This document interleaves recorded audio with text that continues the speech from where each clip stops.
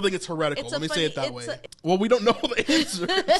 That's the problem. Yeah. Why would he need this skill? You know what I mean? Right, yeah. What is up? Welcome to the Snipe Life, where we look at creativity through the lens of Christianity. My name's Brandon. This is my wife, Vanessa. And we break down Christian media, we break down Christian topics, and we want to talk about things biblically, right? Yes. The Chosen is one of the things that we focus on a lot because we think that it's, first of all, an amazing show.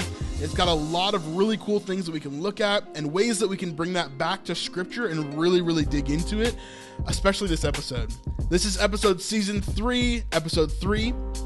Really, really, really good. We've broken down some other things, so make sure you go check out, our other videos that we've put out this week. And let's just jump in. Yeah. We're going to be talking about the Rosh Hashanah scene. Yeah. So this is really interesting. There's a lot of really cool parts in this. So first of all, let's talk about what Rosh Hashanah is. What's Rosh Hashanah? New Year's. Jewish New Year's. Jewish New Year's. So obviously they have a different system of time and everything, different months than we do. They don't have January, February, right? It's different months. But Rosh Hashanah is the new year for that. The reason why this is important is because this really brings us into the first full year of Jesus's actual ministry, right? So Jesus' ministry is 3 years, right? Basically from when he's 30 to when he's 33. And we know that at 33, Jesus is crucified. Thanks for the sub. Thank you so much, Peggy, for the sub. Appreciate that. But during this time so far, we haven't been with Jesus that long. Maximum, I've been trying to do the math in my head. I think maximum we've been with Jesus for 4 to 6 months. Maximum. But it really feels like maybe 2 or 3 months. It has not been that long at all. So again, going back to the timeline thing, I really want a timeline for The Chosen. Yeah. So that we can understand more of where everything is going. We should make it. Well, we don't know the answers. That's the problem. I could make a false timeline and everybody could follow it. Yeah, sure. No, I wanted to pause it real quick because right here we see Dinah and Rafi. Now, originally when we saw Rafi in some of the behind the scenes footage, we weren't sure if it was him because he looked different. Rafi wasn't Rafi the dad? Yeah. Okay. Yeah. For a second, I thought it was the groom. people getting No, we thought it was the dad, but he looked different. And remember, they shot that original scene 2018, 2019. Right. And that's why. Yeah. He's just a little bit older. He's got a bigger beard. He just looks slightly different. His build is a little bit different than it was back then. So everything has just kind of changed a little bit for him. So he just looks like a slightly different person. So I wasn't 100% sure if that was him. Yeah. But we talked about it. You guys are actually pretty sure that it was him. So you guys did a good job. But we do see Dinah here finally, who is the woman that obviously is a big part of that episode 5 from season 1. And she's really good friends with Mary, which is really cool to see.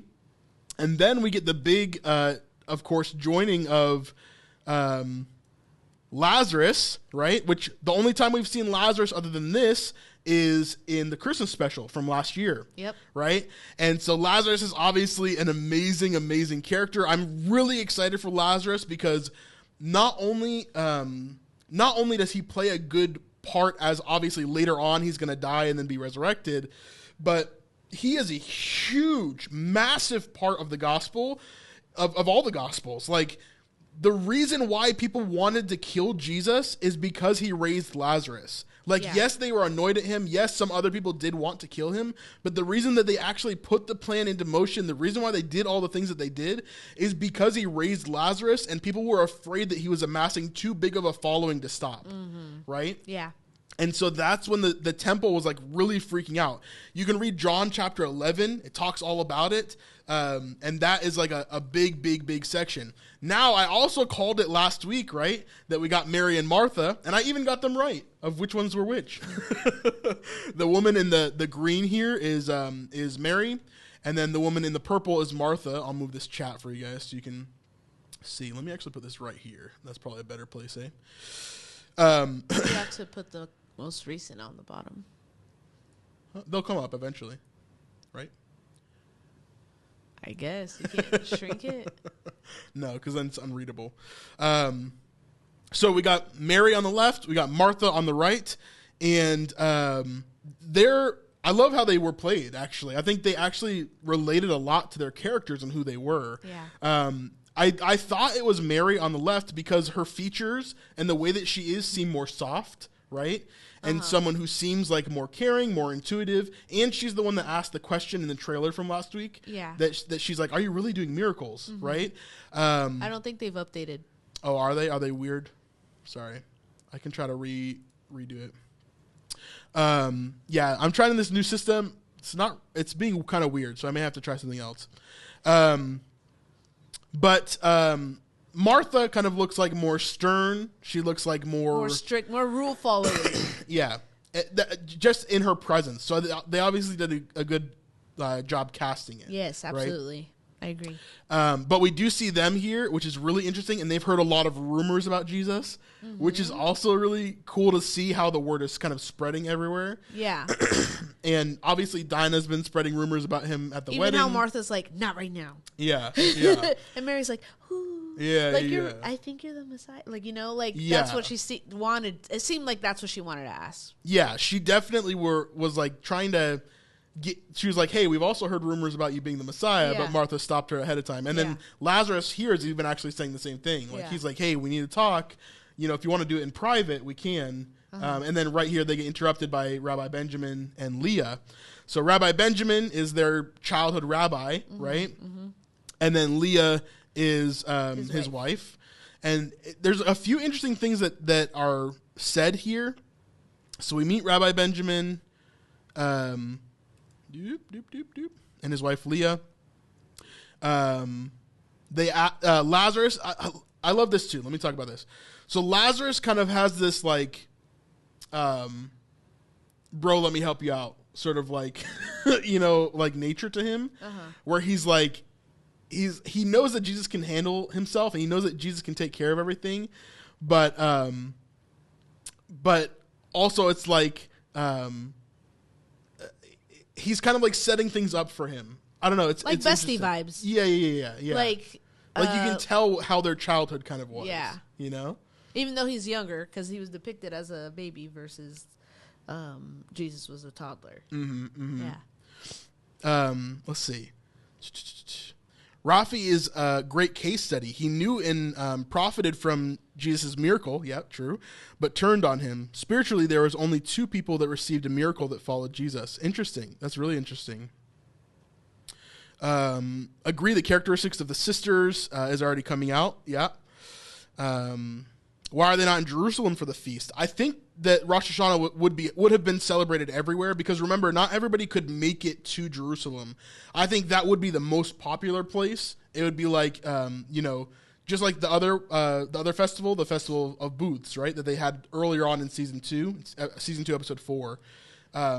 Obviously, not everyone can make it to Jerusalem for that feast, although it is ideal if you could, right? I think it happens everywhere, but Jerusalem would be the ideal place. Leah also has here apples and honey, like we talked about earlier, is like a symbolism for a sweet new year, right? Yeah. But you can tell Rabbi is like, he doesn't really like Jesus very much. Yeah. He's like, for some reason, already like skeptical or not like, yeah. Well, I mean, imagine if you had like, if you were a teacher of a student who like he didn't go on to do more things, right? He wanted to take on the trade, but then all of a sudden now is like even threatening your job, Like Lazarus is like, oh, you should let him speak. Everybody wants to hear him speak. Yeah. And this guy's like, oh, well, I've been preparing. She's like, no, you haven't. Leah's like, no, you haven't even prepared yet. He's like, oh, I was going to do it today. Like classic pastor, Yeah. But yeah, so that it's just interesting to see the dynamic here between Lazarus, the rabbi, Leah. And Leah actually says something interesting here as well. She says, let me try to find it real fast. I would be happy to, as long as Rabbi Benjamin is comfortable. Back up a little He bit. did not go to Bet Midrash, and that he teaches as a rabbi in his own way. All and right, Lazarus. He understands. We celebrate the creation of the world today, and that's fine. But tonight and Rosh Hashanah will be more serious. Yes, you have never loved the fun stuff beforehand. But as much as we love your interpretations, Rabbi, It would be lovely if everyone got to see how much Jesus has learned from your teaching. It might encourage Yeah, I the think I children to passed it pursue a again. similar path. You were telling me you hadn't prepared yet Well, for it was the humble Jesus I. Yeah, right Everyone is talking about Nazareth's big success story. Oh. there. that's Yeah. not So me Leah anymore. talks about kind of the rumors here. What are you hearing, Leah? Oh, all kinds of rumors that you're becoming quite a popular rabbi, with some having seen you speak to thousands and even perform signs and wonders. Gossip, of course, comes with it. And even Hannah told me that you claim to be the Messiah. And I said, not the humble Jesus I know. But That's where I wanted to pause right there. So she's saying that Hannah told her that he even claimed to be the Messiah, which obviously is the case, right? Right. He's claiming to be the Son of Man, right? And all of this stuff, and people are aghast at that, right? Right. Hannah, who I don't know if we know her, I don't think we do, but she obviously is kind of spreading this rumor around as well. Now, later on in the synagogue, Leah actually says, yeah, that's what Hannah told me, is that he claimed to be the Messiah. But the way that she says it almost sounds like Herod. And I was like, when did Herod tell you that he's the Messiah? Yeah. When would you have been in the presence of Herod, first of all? Right. And how would he have told you that? Like, that's so weird, you know? And so I was trying to look for scriptural evidence of like Herod knowing that he's the Messiah, like just weird stuff. I heard Herod the first few times, and then I went back and watched this scene, and I was like, oh, she says Hannah. It just sounds weird. It has to be Hannah. So maybe I'm wrong. Maybe she does say Herod, but it seems really strange that she would say Hannah here and then Herod there, and then why would make that connection? I think she's saying Hannah. Megan said she heard Herod too. Yeah. Can we fix? Okay. It is fixed. It's going up. It's just the bottom part is cut off, so we're I only know, seeing that's a what little I'm bit. saying. I'll fix it during the next break. Don't worry. It's all Wow. good. here, Jesus, have some apples and honey. But Leah is Some interesting. bones. She's obviously on her husband's side. It's thinking that like Jesus would never claim to be the Messiah. Like, of course not, sort of thing. But very interesting overall.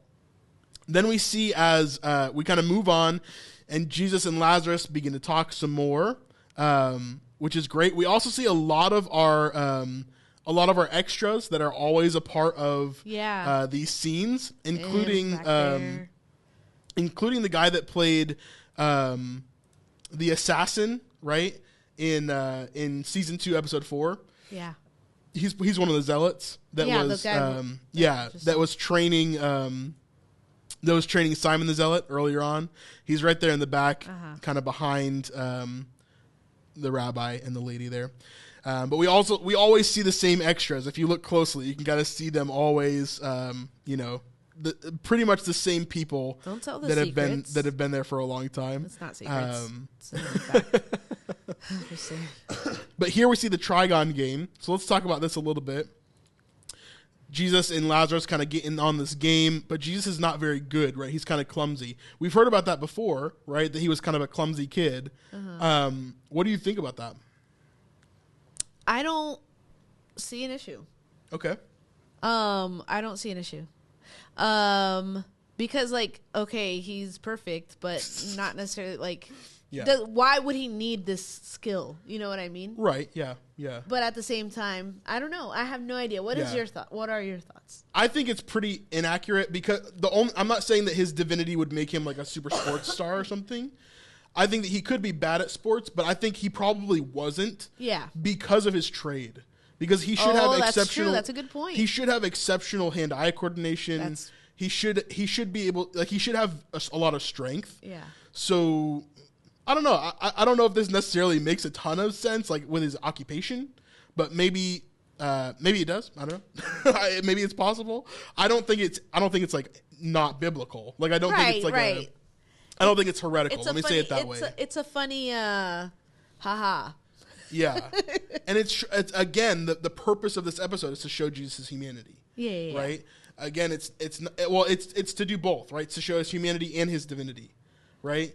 And so they do this in different ways. They're showing that he's not quite great at Trigon to show his humanity, but then we go to the synagogue scene and we see obviously his clear divinity, right? Yeah, and some people are saying maybe he lost on purpose. I think he lost on purpose. Maybe, yeah, but I think Dallas's point here, like, I don't think it was written that way. I think Dallas wrote it that he was bad at sports, basically, to kind of show the humanity side of it. He doesn't need to win. It almost looked intentional, missed at the end. It's very possible. I don't know. But I don't think it was written that way.